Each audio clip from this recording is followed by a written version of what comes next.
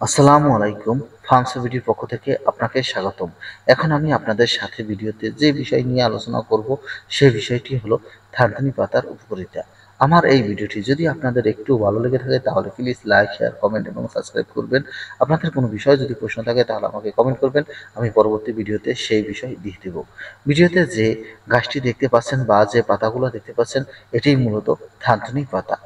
এটি আপনারা বিভিন্ন শরীরের বা স্বাস্থ্যর উপকারের জন্য খেতে পারেন। এটি কিভাবে খেতে পারেন সেই বিষয় আগে আপনাদের জানতে হবে। এটি সরাসরি জুস করেও খেতে পারেন এবং ভর্তা করেও খেতে পারেন এবং সবজি হিসাবে রান্না করেও খেতে পারেন।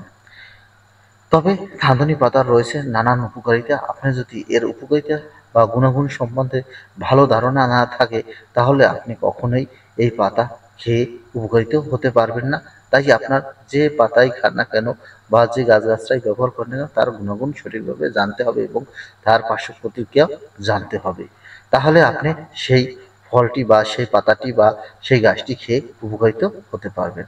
থানকুনি পাতা মূলত মস্তিষ্ক উপকারে আসে। থানকুনি পাতার ভর্তা বা জুস বা রান্না করে খেলে মস্তিষ্ক ঠান্ডা থাকে এবং মস্তিষ্কের অনেক উন্নতি হয়। এছাড়া যাদের রক্তচাপ রয়েছে তারা এই থানকুনি পাতার রস ভর্তা বা রান্না করে খেতে পারে এবং যাদের ডায়াবেটিস রয়েছে তারাও এই থানকুনি পাতা ব্যবহার করতে পারেন এবং থানকুনি পাতা যদি খান তাহলে ডায়াবেটিস নিয়ন্ত্রণে থাকে। এছাড়া যাদের পাকস্থলীতে সমস্যা রয়েছে যেমন গ্যাস্ট্রিক বা গ্যাস্ট্রিক আলসার রয়েছে তারাও এই গাছের পাতাটি জুস বা ভর্তা বা রান্না করে খেতে পারে। তবে মনে রাখতে হবে যারা গর্ভবতী রয়েছেন এরকম অবস্থায় এই পাতাটি সেবন করা যাবে না, কেননা এতে ঝুঁকি থাকতে পারে। তাই আপনি এই পাতা ব্যবহার করার আগে একজন বিশেষজ্ঞ কবিরাজের সাথে যোগাযোগ করে তারপর খাবেন, তাহলে আপনার উপকার হবে। এই পাতাগুলো আপনি কোথায় পাবেন?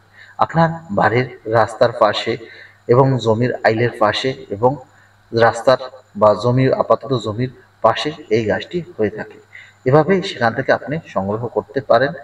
আমার এই ভিডিওটি যদি আপনাদের একটু ভালো লেগে থাকে তাহলে প্লিজ লাইক, শেয়ার, কমেন্ট এবং সাবস্ক্রাইব।